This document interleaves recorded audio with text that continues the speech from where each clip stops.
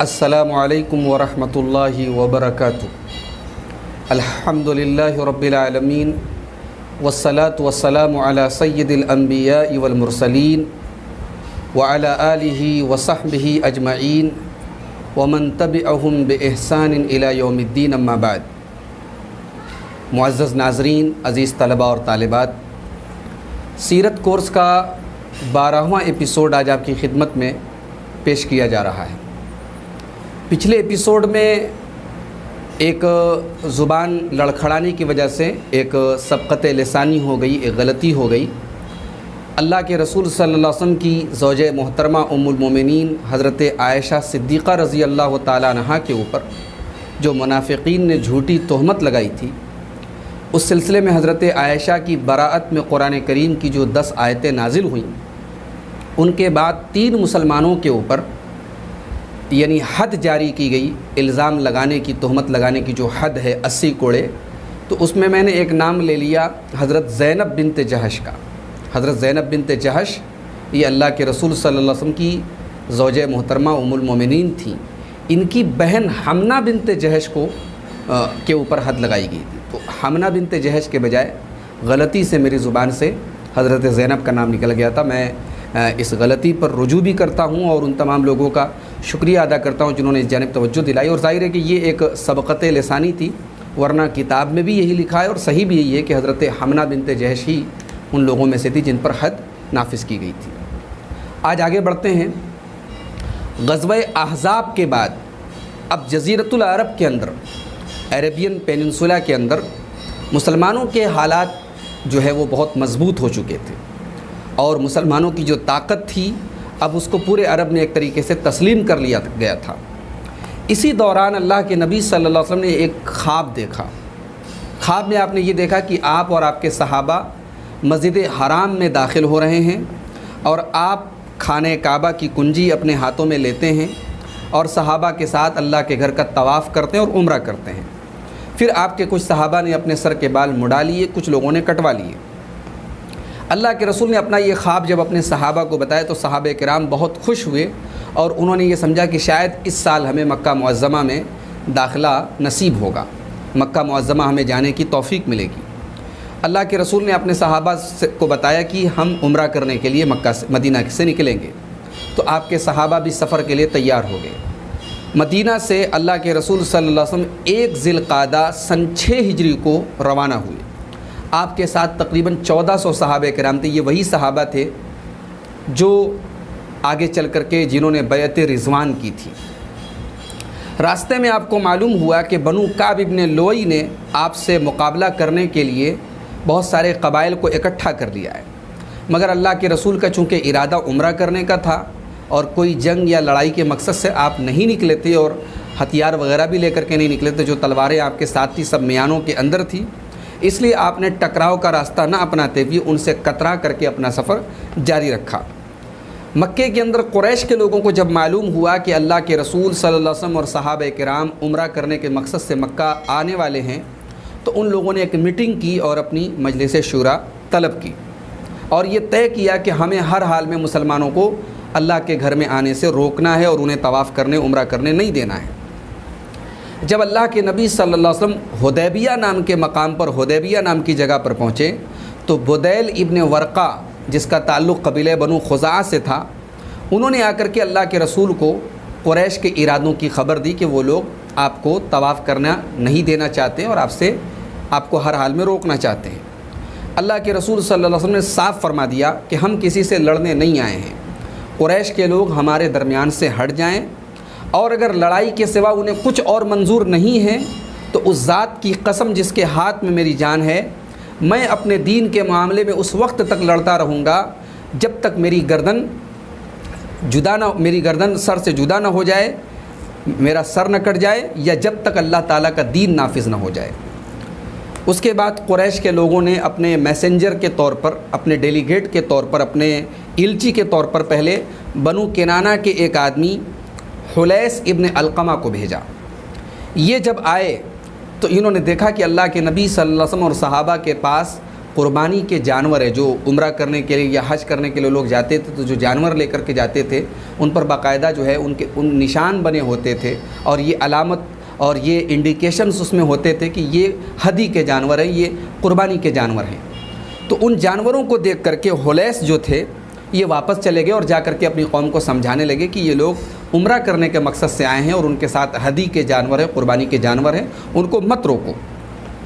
پھر ان لوگوں نے اللہ کے نبی کے پاس عروہ ابن مسعود ثقفی کو بھیجا۔ عروہ ابن مسعود ثقفی جب اللہ کے رسول کے پاس آئے تو ان سے بھی اللہ کے نبی نے وہی بات کہی جو بدیل سے کہی تھی۔ اس پر عروہ بولے کہ اے محمد صلی اللہ علیہ وسلم، اگر آپ اپنی قوم کا صفایا کر بھی دیں گے تو کیا آپ خود سے پہلے کسی اور کے بارے میں آپ نے ایسا سنا ہے کہ اس نے اپنی پوری قوم کا صفایا کر دیا ہو؟ اور اگر دوسری صورتحال ہوئی تو اللہ کی قسم میں ایسے چہرے اور ایسے اوباش اور بدماش قسم کے لوگوں کو آپ کے ساتھ دیکھ رہا ہوں جو اس لائق ہیں کہ آپ کا ساتھ چھوڑ کر کے بھاگ جائیں گے۔ یعنی انہوں نے صحابہ کرام کا مذاق اڑایا کہ یہ لوگ آپ کا ساتھ نہیں دیں گے۔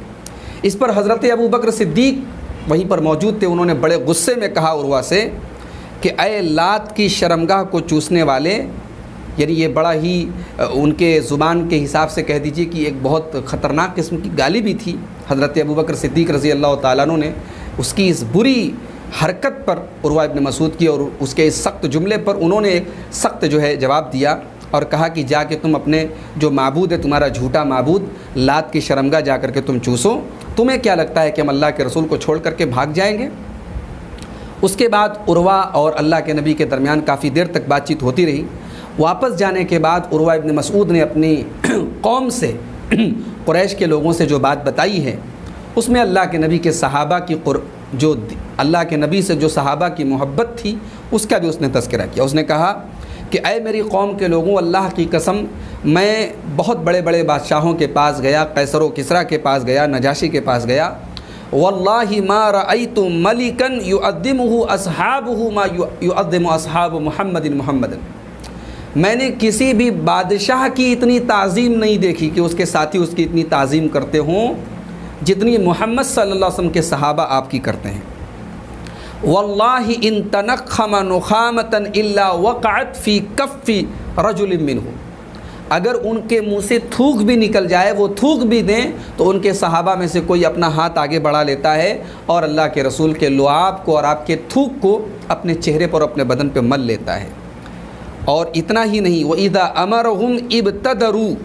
اور اللہ کے نبی جب ان کو کوئی حکم دیتے ہیں وہ فوراً اس حکم کی طرف لپکتے ہیں۔ وَإِذَا تَوَضَّأَ، اور جب وہ وضو کرتے ہیں نماز کے لیے، كَادُوا يَقْتَتِلُونَ عَلَى وضوئه، تو ان کے وضو کے پانی کو حاصل کرنے کے لیے وہ لوگ آپس میں جھگڑا کرتے ہیں۔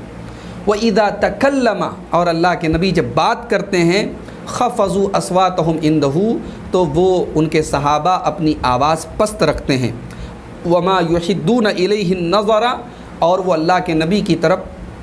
ٹکٹکی باندھ کر کے نہیں دیکھتے ہیں، تیز نظروں سے نہیں دیکھتے ہیں، تعظیماً لہو، وہ اللہ کے نبی کی اتنی تعظیم کرتے ہیں۔ وَقَدْ عَرَضَ عَلَيْكُمْ خُطَّةَ رُشْدٍ، اور انہوں نے جو بات تمہارے سامنے پیش کیا، جو آفر پیش کیا ہے وہ بہتر ہے، تم اس کو قبول کر لو، لڑائی جھگڑے کا ارادہ بدل دو۔ اس کے بعد اللہ کے رسول صلی اللہ علیہ وسلم نے حضرت عثمان غنی کو اپنا سفیر اور ایمبیسڈر بنا کر کے، اپنا جو اسٹینڈ تھا آپ کا کہ ہم لڑائی جھگڑے کی غرض سے نہیں، عمرہ کی غرض سے آئیں اور ہمیں نہ روکا جائے، یہی بات قریش کے لوگوں کو سمجھانے کے لیے حضرت عثمان غنی کو مکہ بھیجا۔ حضرت عثمان غنی جب گئے تو مکہ کے تمام بڑے بڑے سرداروں سے ملے اور ان کو اللہ کے رسول کا یہ پیغام پہنچایا۔ ان لوگوں نے حضرت عثمان کو آفر کیا کہ آپ اگر چاہیں تو آپ اکیلے عمرہ کر سکتے ہیں، طواف کر سکتے ہیں۔ حضرت عثمان غنی نے کہا نہیں، اللہ کے رسول کے بغیر میں اکیلے عمرہ یا طواف نہیں کروں گا۔ اس کے بعد قریش کے لوگوں نے ان کو روک لیا۔ ادھر مسلمانوں کے بیچ میں یہ افواہ پھیل گئی کہ حضرت عثمان غنی کو قریش کے لوگوں نے قتل کر دیا ہے، شہید کر دیا ہے۔ اس پر اللہ کے نبی صلی اللہ علیہ وسلم نے کہا کہ اب ہم اس جگہ سے ہل نہیں سکتے جب تک کہ ان سے جنگ نہ کر لیں۔ اس کے بعد آپ نے صحابہ کرام سے ایک پیڑ کے نیچے بیعت لی اور تقریباً 1400 صحابہ جو آپ کے ساتھ اس پورے فوج میں تھے، ان لوگوں نے آپ کے ہاتھ پر بیعت کی۔ اسی بیعت کے دوران اللہ کے رسول نے اپنا ایک ہاتھ اپنے دوسرے ہاتھ پر رکھ کر کے کہا کہ ہذہ ید عثمان، یہ عثمان کا ہاتھ ہے۔ جب بیعت مکمل ہو گئی تب تک حضرت عثمان غنی آ چکے تھے۔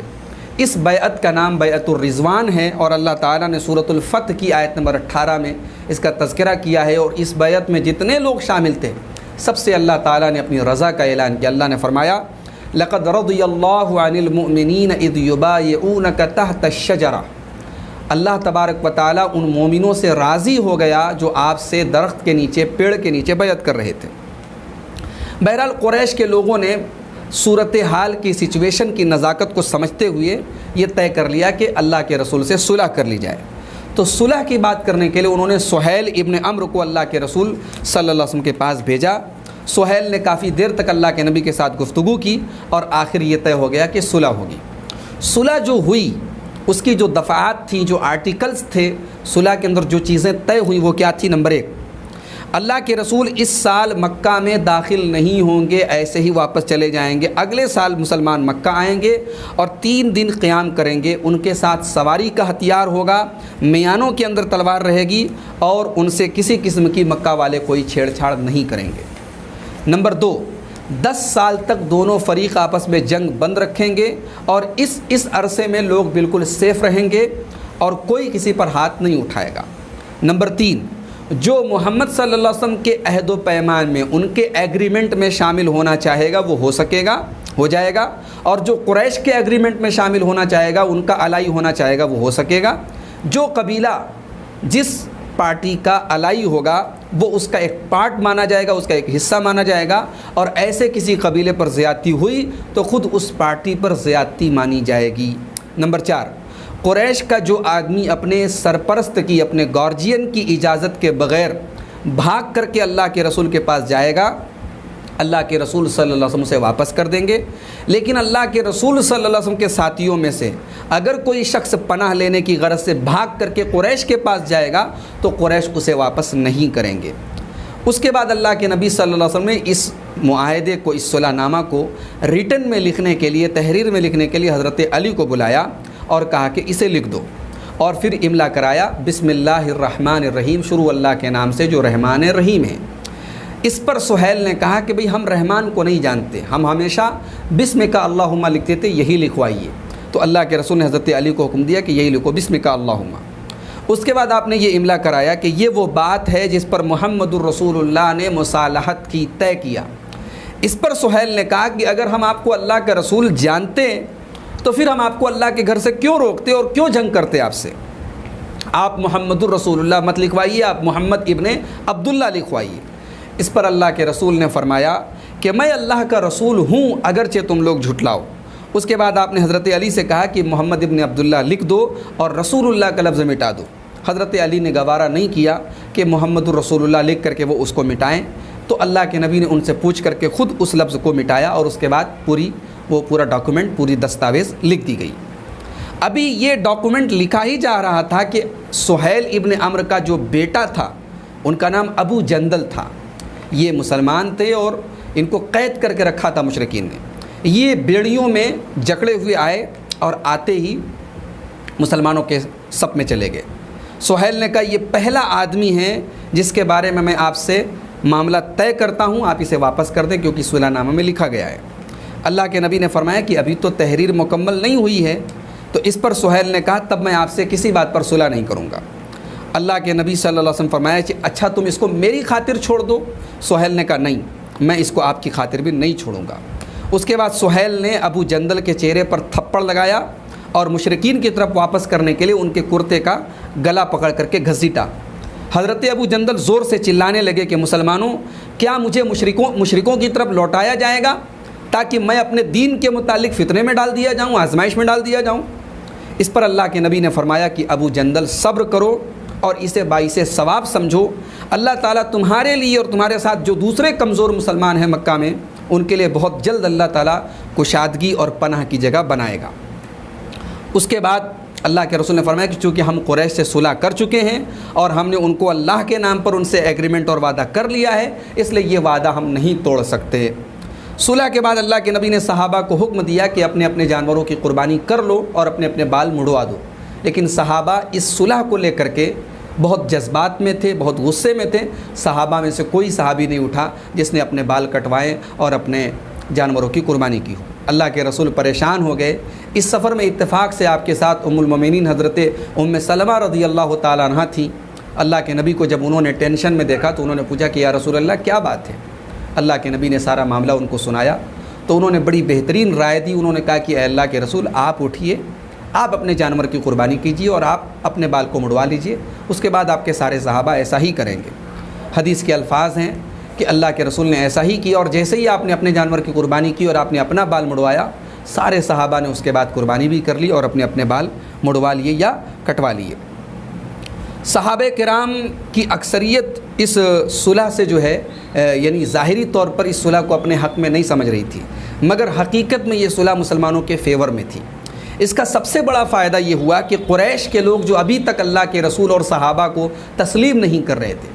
مسلمانوں کی وہ جو چھوٹی سی ایک ریاست مدینہ میں قائم ہوئی تھی، اس ریاست کا ان کے نزدیک کوئی وجود ہی نہیں تھا۔ اب یہ صلح جو انہوں نے کی، ایک طریقے سے اس کو انہوں نے تسلیم کیا، ورنہ وہ صلح کیوں کرتے ہیں؟ اور قریش کے جو مقاصد تھے، ان کے جو ٹارگٹ تھے اللہ کے رسول کے بارے میں، ان کے جو ارادے تھے، ظاہر ہے کہ یہ صلح جو ہے وہ پوری طریقے سے ان کی ہار تھی۔ اور مسلمانوں کا جو اصل مقصد تھا اسلام کی تبلیغ کرنا اور لوگوں کو اللہ کے دین کی طرف بلانا، جنگوں کی وجہ سے ظاہر ہے کہ وہ مقصد حل نہیں ہو رہا تھا۔ اب ایک پرامن جو انوائرنمنٹ ملا، ایک جو ہے امن پیسفل ماحول ملا، تو اس کی وجہ سے مسلمانوں کو دین کی دعوت دینے کا اور اسلام کی طرف لوگوں کو بلانے کا ایک بہترین موقع مل گیا۔ اور ایک بہت بڑا فائدہ یہ ہوا کہ اللہ کے گھر میں ان کو انٹری مل گئی، جس سے وہ کئی سال سے محروم تھے۔ بس اس میں ایک دفعہ جو تھی کہ مسلمانوں کا کوئی آدمی اگر ان کے پاس جائے گا تو وہ نہیں لوٹائیں گے، ان کا کوئی آدمی آئے گا تو مسلمانوں کو لوٹانا پڑے گا۔ بظاہر یہ جو دفعہ تھی اس صلح نامہ کی، یہ مسلمانوں کے خلاف تھی، مگر حقیقت میں اس میں بھی مسلمانوں کا کوئی نقصان نہیں تھا، اس لیے کہ مسلمانوں کو چھوڑ کر کے وہی بھاگے گا جو مرتد ہوگا، اور مرتد کی ویسے بھی اسلامی سوسائٹی میں کوئی ضرورت اور کوئی اہمیت نہیں ہے۔ حضرت عمر رضی اللہ تعالیٰ عنہ کو اس صلح سے کافی ناراضگی تھی، اور ان کو ایسا لگتا تھا کہ اللہ کے رسول، جب اللہ کے رسول ہے اور ہم حق پر ہیں، تو ہم نے دب کر کے کافروں کے ساتھ صلح کیوں کی؟ انہوں نے اپنے اس غصے کا اظہار اور اس صلح کو لے کر کے اپنی ناپسندیدگی کا اظہار اللہ کے رسول سے بھی کیا۔ اللہ کے رسول صلی اللہ علیہ وسلم نے ان کی غلط فہمی کو دور کرتے ہوئے فرمایا کہ یہ اللہ کا حکم ہے اور میں اللہ کی نافرمانی نہیں کر سکتا۔ بعد میں اللہ تعالیٰ نے سورہ فتح کی آیت نازل کی، اس میں پہلی آیت میں اللہ نے فرمایا انا فتحنا لک فتحا مبینا، اے نبی اس صلح کے ذریعے ہم نے آپ کو کھلی ہوئی فتح عطا فرمائی۔ اس کو اللہ تعالیٰ نے فتح مبین قرار دیا۔ جب یہ آیت نازل ہوئی تو حضرت عمر کو سکون ملا، اور بعد میں وہ اس وقت کی جو ان کی سوچ تھی اس پر وہ بہت پچھتایا کرتے تھے اور افسوس ظاہر کیا کرتے تھے۔ اسی دوران اس صلح کے بعد ان صحابہ کا مسئلہ جو مکے کے اندر پریشان تھے، مجبور تھے، مشرکین کی قید میں تھے، ان کا بھی ایک بہت بڑا مسئلہ تھا۔ لیکن اب اگر وہ چھوٹ کر کے مکہ سے کسی طریقے سے مدینہ پہنچ بھی جاتے تو مدینہ والے مسلمان ان کو اپنے پاس روک نہیں سکتے تھے، چنانچہ دھیرے دھیرے ان میں سے کچھ لوگ مکہ سے بھاگ کر کے سمندر کے ساحل کے قریب اکٹھا ہونے لگے اور ان کی ایک جماعت تیار ہو گئی۔ اب یہ لوگ وہاں سے جتنے قریش کے قافلے گزرتے تھے ملک شام کے لیے، ان پر دھاوا بول دیتے تھے، اور انہوں نے مشرکوں کی ناک میں دم کر دیا۔ آخر قریش کے لوگوں نے اللہ کے نبی کو پیغام بھجوایا اور اللہ کا اور اپنی رشتہ داری کا واسطہ دے کر کے کہا کہ آپ ان لوگوں کو اپنے پاس بلا لیجئے، اور اب جو بھی آپ کے پاس جائے گا وہ سیف رہے گا، ہم اس کو واپس اپنے پاس نہیں بلائیں گے۔ تو اللہ کے نبی صلی اللہ علیہ وسلم نے حضرت ابو جندل اور جو دیگر صحابہ جو ساحل سمندر کے پاس بھاگ کر کے چلے گئے تھے، ان کو آپ نے مدینہ بلوا لیا۔ اس صلح نامے کے بعد سن 7 ہجری کے اسٹارٹنگ میں قریش کے بہت بڑے بڑے لوگوں نے اسلام قبول کیا، جس میں عمرو بن عاص رضی اللہ تعالیٰ عنہ، خالد بن ولید رضی اللہ تعالیٰ عنہ اور عثمان بن طلحہ کے نام آتے ہیں۔ جب یہ لوگ اللہ کے نبی کے پاس آئے اور انہوں نے اسلام قبول کیا تو اللہ کے نبی نے بڑی خوشی میں فرمایا کہ آج مکہ نے اپنے جگر گوشوں کو تمہارے حوالے کر دیا ہے، مکہ کے جو جگر کے ٹکڑے ہیں انہوں نے آج اسلام قبول کر لیا ہے۔ صلح حدیبیہ کے بعد چونکہ ایک بڑا ہی پرامن ماحول مسلمانوں کو ملا تھا، تو اس موقع کا فائدہ اٹھاتے ہوئے اللہ کے پیارے نبی صلی اللہ علیہ وسلم نے اس وقت کے روئے زمین کے جو بڑے بڑے بادشاہ تھے اور بڑے بڑے حکمراں تھے، ان کو آپ نے اسلام کی دعوت دینے کے لیے ان کے نام آپ نے خطوط لکھے اور ان کو اسلام کی دعوت دی۔ اور اس مقصد کے لیے اللہ کے رسول نے ایک مہر، اس زمانے میں چونکہ دستور تھا کہ بادشاہوں کو جو لوگ خط لکھتے تھے اس میں مہر بھی ہوتی تھی، تو اللہ کے رسول نے اپنی ایک چاندی کی انگوٹھی بنوائی جس میں آپ کا نام محمد اور اس کے آگے رسول اللہ لکھا تھا۔ سب سے اوپر کی لائن میں اللہ، اس کے نیچے رسول اور اس کے نیچے محمد لکھا تھا۔ اس طریقے سے اس انگوٹھی کو اللہ کے رسول صلی اللہ علیہ وسلم بطور مہر اپنے ان خطوط میں، اپنے ان لیٹرز میں آپ نے استعمال کیا۔ آپ نے یہ خطوط کئی بادشاہوں کے نام لکھے، اس میں ایک خط آپ نے نجاشی کے نام، جو حبشہ کا جو بادشاہ تھا نجاشی، جس کا نام اسحمہ تھا، اس کو اللہ کے رسول نے حضرت عمرو بن امیہ زمری کے نام کے ذریعے ان کو خط بھجوایا۔ بیہقی کی روایت کے مطابق امام بیہقی نے اپنی کتاب دلائل النبوہ کے اندر جو الفاظ ذکر کیے ہیں، اس لیٹر میں اللہ کے نبی نے لکھا کہ ھذا کتاب من محمد رسول اللہ صلی اللہ علیہ وسلم، یہ لیٹر ہے، یہ خط ہے محمد صلی اللہ علیہ وسلم کی طرف سے جو اللہ کے رسول ہیں، نجاشی اسحمہ کی طرف جو حبشہ کا بادشاہ ہے۔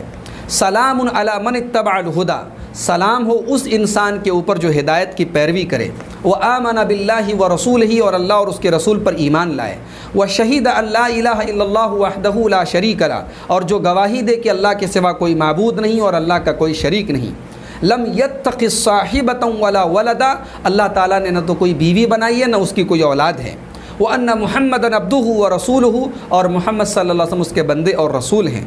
وادعوک بدعایۃ الاسلام، اے نجاشی میں تمہیں اسلام کی دعوت دے رہا ہوں۔ فإنی انا رسولہ، میں اللہ کا رسول ہوں۔ فاسلم تسلم، تم اسلام لے آؤ تم سیف ہو جاؤ گے۔ یا اہل الکتاب، اس کے بعد اللہ کے نبی نے اس لیٹر میں سورہ آل عمران کی آیت نمبر 64 کو لکھا، یا اہل الکتاب، اے اہل کتاب، تعالوا الی کلمۃ سواء بیننا وبینکم، آ جاؤ اس کلمے کی طرف جو ہمارے اور تمہارے درمیان برابر ہے، اللہ نعبد الا اللہ، کہ ہم عبادت صرف اللہ کی کریں، ولا نشرک بہ شیئا، اللہ کے ساتھ کسی کو شریک نہ کریں، ولا یتخذ بعضنا بعضا اربابا من دون اللہ، اور ایک دوسرے کو اللہ کو چھوڑ کر کے ہم رب نہ بنا لیں۔ فإن تولوا، تو اے نبی اگر یہ لوگ اعراض کریں، فقولوا اشہدوا بأننا مسلمون، تو تم لوگ کہو کہ گواہ رہنا کہ ہم لوگ مسلمان ہیں۔ یہ آیت اللہ کے رسول نے لیٹر کے آخر میں لکھی، اور اس کے بعد آپ نے لکھا فإن أبيت فعليك اسم النصارى من قومك، اے بادشاہ اگر تم نے میری بات ماننے سے انکار کر دیا تو تمہاری قوم کے جو نصارہ ہیں، جو کرسچنس ہیں، ان کا گناہ بھی تمہارے سر پر ہوگا۔ یہ پورا جو لیٹر ہے امام بیہقی نے دلائل النبوہ کی جلد نمبر 2 صفحہ نمبر 308، اور امام حاکم نے اپنے مستدرک کے اندر جلد نمبر 2 صفحہ نمبر 623 میں اس کو درج کیا ہے۔ اللہ کے رسول کا یہ لیٹر پانے کے بعد نجاشی نے اس کو آنکھوں سے لگایا اور تخت سے اتر کر کے زمین پر آ گیا، اور حضرت جعفر رضی اللہ تعالیٰ عنہ جو ساتھ میں گئے تھے ان کے ہاتھ پر انہوں نے اسلام قبول کیا، اور پھر اللہ کے نبی کو خط کا جو جواب بھیجا وہ علامہ ابن قیم نے زاد المعاد کی جلد نمبر 3 صفحہ نمبر 61 پر ذکر کیا ہے کہ اس نے خط لکھا نجاشی نے کہ الی محمد رسول اللہ من النجاشی اسحمہ، یہ خط ہے محمد الرسول اللہ کی طرف صلی اللہ علیہ وسلم نجاشی اسحمہ کی طرف سے۔ اے نبی آپ پر سلام ہو اللہ کی طرف سے، اور اللہ کی رحمتیں ہوں اور اللہ کی برکتیں ہوں۔ اللہ وہ ہے جس کے سوا کوئی معبود نہیں، حمد و صلات کے بعد۔ مجھے اے اللہ کے رسول آپ کا خط ملا جس میں آپ نے حضرت عیسیٰ کا تذکرہ کیا، تو آسمان اور زمین کے رب کی قسم، بے شک عیسیٰ آپ نے جو ذکر کیا ہے اس سے کھجور کی گٹھلی کے برابر بھی اس سے زیادہ نہیں ہے۔ بے شک عیسیٰ ویسے ہی ہے جیسے آپ نے کہا ہے، اور آپ نے جو ہمیں پیغام دے کر کے بھیجا ہے ہم نے وہ پیغام سمجھ لیا، اور ہم نے آپ کے چچا زاد بھائی کی اور آپ کے صحابہ کی ہم نے مہمان نوازی کی ہے، اور میں گواہی دیتا ہوں کہ آپ اللہ کے رسول ہیں، آپ سچے ہیں اور آپ تصدیق شدہ ہیں، اور میں آپ کی بیعت کرتا ہوں، اور میں نے آپ کے چچا زاد بھائی کی بھی بیعت کی ہے، اور میں ان کے ہاتھوں پر اللہ رب العالمین پر ایمان لے آیا ہوں۔ یہ نجاشی کا خط تھا، وہ ایمان لے آئے، مسلمان ہو گئے۔ یہی وجہ ہے کہ غزوہ تبوک کے بعد سن 9 ہجری میں رجب کے مہینے میں جب نجاشی کی وفات ہوئی تو اللہ کے نبی صلی اللہ علیہ وسلم نے اسی دن صحابہ کو نجاشی کی وفات کی اطلاع دی، اور آپ نے نجاشی کی جنازہ غائبانہ مدینے کے اندر صحابہ کو پڑھائی ہے۔ اس کے علاوہ بھی اللہ کے نبی نے بہت سارے بادشاہوں کو خط لکھے، جس میں مصر کا بادشاہ مقوقس، اور ایران کا بادشاہ خسرو پرویز، اور شاہ روم قیصر، اسی طریقے سے منذر ابن ساوی، یمامہ کا حکمراں حوزہ بن علی، دمشق کا حاکم حارث بن ابی شمر الغسانی، ان تمام لوگوں کو اللہ کے رسول نے خطوط لکھے۔ ان خطوط کے ذریعے اللہ کے نبی نے ان لوگوں تک اسلام پہنچا دیا۔ اس کے جواب میں کوئی ایمان لایا تو کسی نے کفر کیا، لیکن کفر کرنے والوں کی توجہ بھی اللہ کے نبی کی طرف گئی اور ان کے نزدیک بھی اللہ کے نبی صلی اللہ علیہ وسلم کا ایک وجود اور آپ کے دین کا ایک وجود انہوں نے تسلیم کیا۔ سن 7 ہجری میں غزوہ خیبر اللہ کے رسول کی زندگی کا ایک اہم غزوہ خیبر پیش آیا۔ خیبر جو تھا یہ مدینہ کے نارتھ میں، مدینہ کے شمال میں 60 کلومیٹر 60 میل یا 80 میل کی دوری پر یہ جگہ تھی اور بڑی خوبصورت جگہ تھی۔ یہاں قلعے وغیرہ بہت تھے اور باغات اور کھیتیاں بہت تھیں۔ یہاں یہودی رہتے تھے، بہت سارے یہودی جو قبائل جن کو اللہ کے رسول نے مدینہ سے جلا وطن کر دیا تھا وہ یہیں رہتے تھے، اور خیبر کے ان یہودیوں نے اللہ کے رسول کے خلاف کئی بار بڑی پلاننگ کی۔ غزوہ خندق کے موقع پر ان لوگوں نے مشرکین کا ساتھ دیا اور بنو قریظہ کو بھی بھڑکانے میں ان لوگوں نے بہت بڑا رول ادا کیا تھا، اور اللہ کے نبی کے مرڈر کی بھی ان لوگوں نے سازش رچی تھی۔ اللہ کے رسول صلی اللہ علیہ وسلم نے ان سے مقابلہ کرنے کے لیے 1400 صحابہ کرام کو لیا اور خیبر کی طرف آپ نکلے۔ جس رات آپ خیبر کی حدود میں، خیبر کی سرحد پہ آپ داخل ہوئے، آپ نے اس رات اپنے صحابہ سے کہا کہ کل میں جنگ کا جھنڈا اس انسان کے ہاتھ میں دوں گا جس کے ہاتھ پر اللہ تعالیٰ خیبر کو فتح کرے گا، اور یہ وہ انسان ہوگا جو اللہ اور اس کے رسول سے محبت کرتا ہے اور اللہ اور اس کے رسول بھی اس سے محبت کرتے ہیں۔ صحابہ رات بھر غور کرتے رہے اور آپس میں چرچا کرتے رہے، بحث کرتے رہے کہ وہ کون خوش نصیب ہے جس کے ہاتھ میں اللہ کے رسول کل اس جنگ کا علم دیں گے، اس جنگ کا جھنڈا دیں گے۔ جب صبح ہوئی اور تمام صحابہ کی یہ خواہش تھی کہ یہ علم مجھے ملے، تو اللہ کے نبی نے حضرت علی کے بارے میں پوچھا کہ علی بن ابی طالب کہاں ہیں؟ معلوم ہوا کہ حضرت علی رضی اللہ تعالیٰ عنہ کی آنکھوں میں کچھ تکلیف ہے اور وہ نہیں آئے ہیں۔ اللہ کے نبی نے ان کو بلوایا اور اپنے لعاب دہن کو ان کے آنکھوں پر لگایا، جس سے ان کی آنکھوں کی تکلیف بالکل دور ہو گئی، اور اس کے بعد اللہ کے رسول نے حضرت علی کے ہاتھ میں اس جنگ کا جھنڈا دیا۔ خیبر کے اندر کل 8 قلعے تھے۔ جنگ کا آغاز جو ہوا وہ قلعہ نائم، ایک قلعہ تھا جس کا نام نائم تھا، اس سے ہوا۔ حضرت علی رضی اللہ تعالیٰ عنہ اس قلعے کے سامنے مسلمانوں کو لے کر کے پہنچے اور یہودیوں کو اسلام کی دعوت دی۔ انہوں نے صاف انکار کیا اور جنگ کرنے کا ارادہ ظاہر کیا۔ یہودیوں کا جو سردار تھا، ان کا جو کمانڈر تھا، اس کا نام مرحب تھا،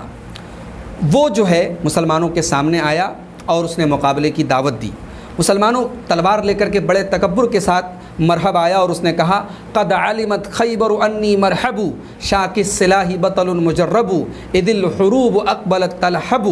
خیبر یہ جانتی ہے، خیبر کی سرزمین کو معلوم ہے کہ میں مرحب ہوں اور میں ہتھیاروں سے لیس ہوں اور میں بڑا ہی آزمایا ہوا سپاہی ہوں، اور جب جنگ کے شعلے بھڑکتے ہیں تو میں بھی بھڑک جاتا ہوں۔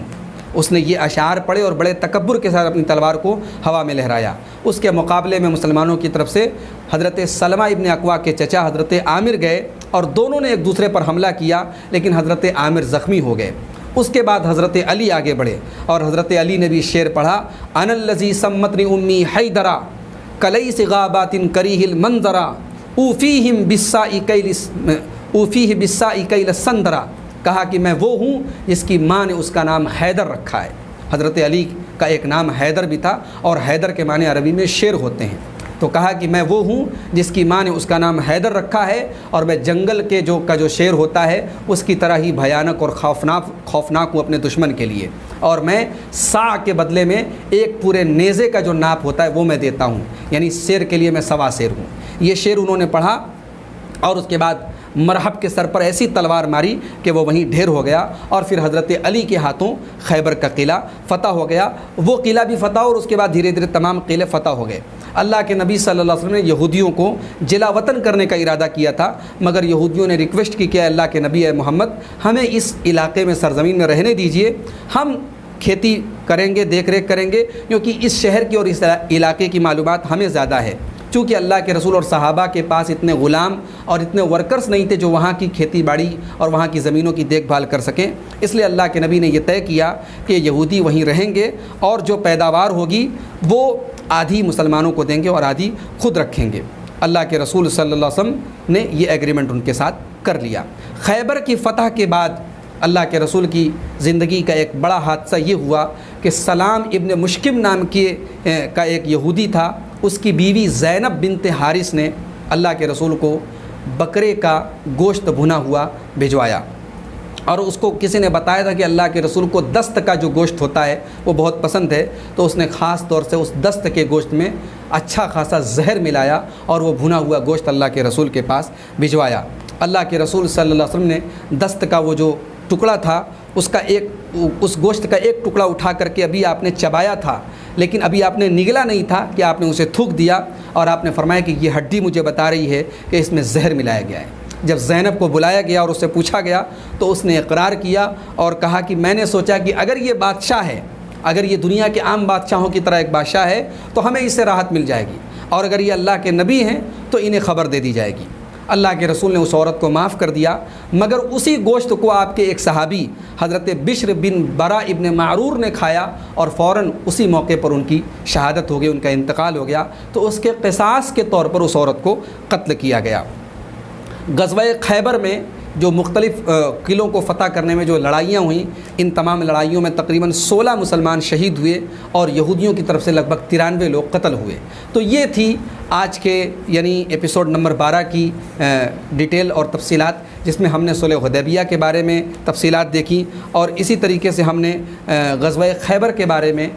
تمام چیزیں جو اہم چیزیں تھیں وہ ہم نے آپ کے سامنے پیش کی ہیں۔ اللہ سے دعا ہے رب العالمین سیرت النبی کے اس کورس کو کہنے والے سننے والے سب کے حق میں مفید بنا دے، ہماری اس محنت اور کوشش کو اللہ تعالیٰ قبول فرما لے، اور جو لوگ بھی ہمارے اس کورس کے ساتھ جڑے ہیں اللہ تعالیٰ ان کے حق میں اس کورس کو اور جو بھی وہ پڑھ رہے ہیں، لکھ رہے ہیں، تیاری کر رہے ہیں، اللہ تعالیٰ اس کو ان کے نام اعمال میں نیکی اور حسنات میں اللہ تعالیٰ لکھ دے۔ اللہ تعالیٰ ہمارے گناہوں کو معاف فرما دے، ہمارے حالات کی اصلاح فرما دے، آمین۔ وآخر دعوانا ان الحمد للہ رب العالمین، والسلام علیکم ورحمۃ اللہ وبرکاتہ۔